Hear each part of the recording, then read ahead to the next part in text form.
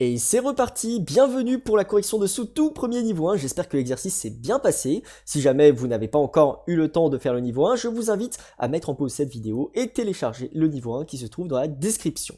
Une fois que vous aurez suivi les consignes et correctement réalisé l'exercice, ou si jamais vous êtes dans la galère, revenez sur la vidéo pour qu'on fasse la correction tous ensemble. Et ça commence maintenant! Pour cet exercice, le but c'était de découvrir un petit peu les bases de JavaScript. Alors pour ça, je vous ai mis plusieurs petits liens qui vous serviraient un petit peu de lecture. N'hésitez pas à aller les consulter. Si jamais on va voir ce premier site là, on tombe sur Développeur Mozilla qui est plutôt pas mal en termes de représentation de ce que peut être JavaScript et des fonctionnalités qu'il peut présenter. Donc là, on a plein d'informations sur ce que c'est JavaScript, nanana. Si vous avez suivi la dernière démonstration, normalement vous avez un avant-goût assez épicé de ce que peut signifier le JavaScript. Alors maintenant, ce qu'on va faire, c'est qu'on va essayer de voir comment insérer un script dans une page HTML. Le but, c'est qu'on remplisse la balise script de manière à afficher hello dans la console. Alors ok, on y va. Et donc là, si on descend tout en bas de notre fichier, on a bien une balise script qui est prête à être remplie. Elle attend que ça. Du coup, si jamais on regarde ici, en effet, on a exactement la même chose, un doctype HTML, voilà, super, et un script ici qui nous montre comment mettre en place notre tout premier script. On va faire exactement la même chose. Alors, première chose qu'il faut qu'on fasse, c'est qu'on affiche Hello dans la console. Comment ouvrir la console dans un navigateur? Et oui, c'est vrai qu'on peut se poser la question. Alors, pour ouvrir la console web, il y a plusieurs solutions. Soit vous êtes sur Mac, soit vous êtes sur Linux, soit vous êtes voilà, tout ça. Et du coup, sur Windows, il suffit d'appuyer sur la touche F12. Sinon, vous avez juste à suivre un des raccourcis qui est présent ici. Il faut savoir que cette console navigateur va être votre meilleur ami en tant que développeur et développeuse. Donc on va l'afficher tout en bas, ici, et donc voici à quoi elle va ressembler. Si jamais vous allez dans l'onglet console, vous pouvez voir deux trucs super sympas ici qui nous disent simplement qu'il n'a pas réussi à télécharger le script. Bon, c'est un petit coquinou, c'est pas grave, c'est des choses qui arrivent. Donc si jamais on va là, voilà, juste à le corriger très vite, et puis normalement ça devrait être bon. Ok. Donc nous voici devant la console, et nous ce qu'on peut faire à partir de là, c'est qu'on peut d'ores et déjà écrire nos premières lignes de JavaScript. Le problème c'est que, voilà, là ça va l'afficher ici, c'est super. Le problème c'est que si je recharge la page avec F5, eh ben, notre script aura disparu. Alors si on veut que le script s'exécute à chaque fois, il faut l'écrire dans le fichier et le sauvegarder. Alors en premier lieu, ce qu'on va faire, c'est qu'on va utiliser notre toute première instruction, console.log.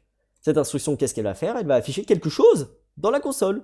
On peut très bien du coup écrire quelque chose comme ceci, et normalement ça devrait arriver ici. Attention, mettez bien les guillemets autour, sinon il va simplement dire quelque chose n'existe pas. Et nous avons réussi. Enfin, on a écrit quelque chose, mais je vous propose qu'on modifie ça pour qu'on écrive hello à la place. Je vous suggère de jouer un petit peu avec la console juste pour voir comment ça fonctionne et qu'est-ce qu'on peut faire avec. Donc ce que je vous propose, c'est déjà d'essayer de l'afficher plusieurs fois, d'essayer de l'afficher à la suite comme ça, d'essayer d'afficher des nombres aussi, pourquoi pas, et aussi d'afficher n'importe quoi pour voir si jamais ça bug ou pas. Voyons comment ça se comporte. Donc là, on a bien le texte qui s'affiche comme il faut. Tant que c'est dans des chaînes de caractères, enfin, tant que c'est dans des guillemets, on peut mettre tous les espaces qu'on veut, c'est excellent. Ensuite, là, nous avons un nombre, on peut voir qu'il s'affiche en bleu, parce que c'est un nombre, et c'est pas une chaîne de caractères. D'ailleurs, si jamais je l'affiche entre des guillemets, on peut voir que là, il s'affiche bien en noir, comme tout à l'heure.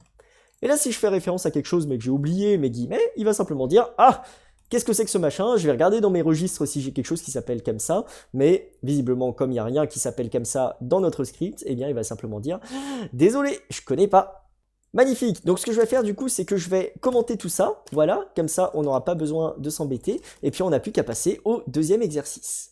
Alors, la deuxième consigne, qu'est-ce que c'était? C'était remplir la balise script de manière à déclencher une alerte « Bonjour ».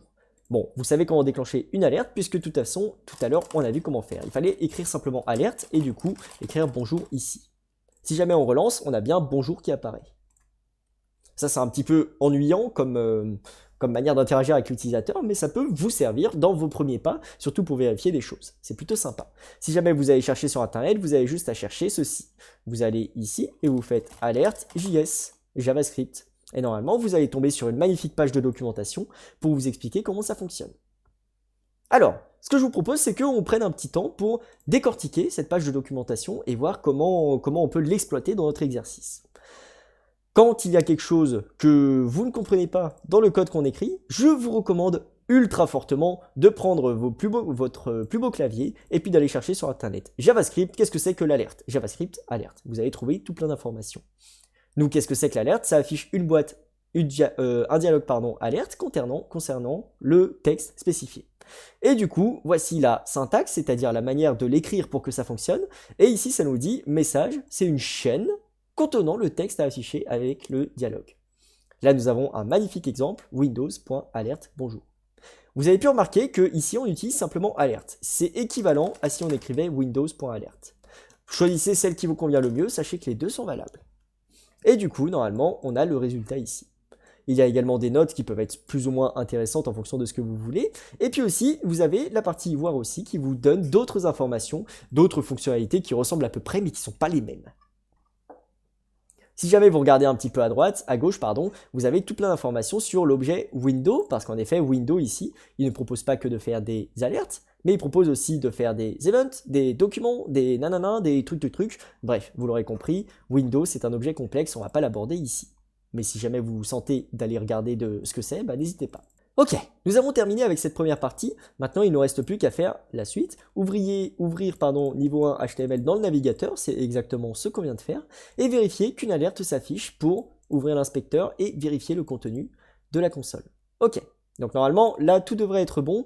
Je vous rappelle que pour arriver à ce résultat, prenez simplement un fichier HTML et ouvrez-le avec un navigateur, et normalement, ça devrait fonctionner. Voilà, nous avons terminé. En résumé, qu'est-ce que nous avons appris dans cette première partie?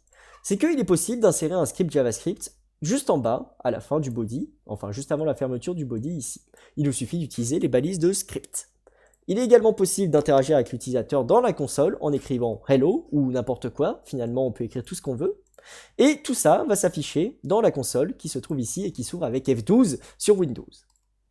Il est également possible d'utiliser une alerte quand l'utilisateur va arriver sur la page pour lui dire bonjour. C'est un petit peu ennuyant, n'en abusez pas, mais au moins avec ça, vous avez vos toutes premières instructions. Si jamais on fait référence à notre toute première vidéo, on peut également écrire un petit texte au milieu de la page cette fois-ci, donc qui sera bien visible par l'utilisateur, et du coup, qui va se présenter comme ceci. Voilà, nous avons donc 3 petites manières d'interagir avec l'utilisateur et de vérifier que notre code fonctionne. Félicitations pour ceux qui ont réussi et pour ceux qui ont essayé, et on se donne rendez-vous pour le niveau 2. Bon courage!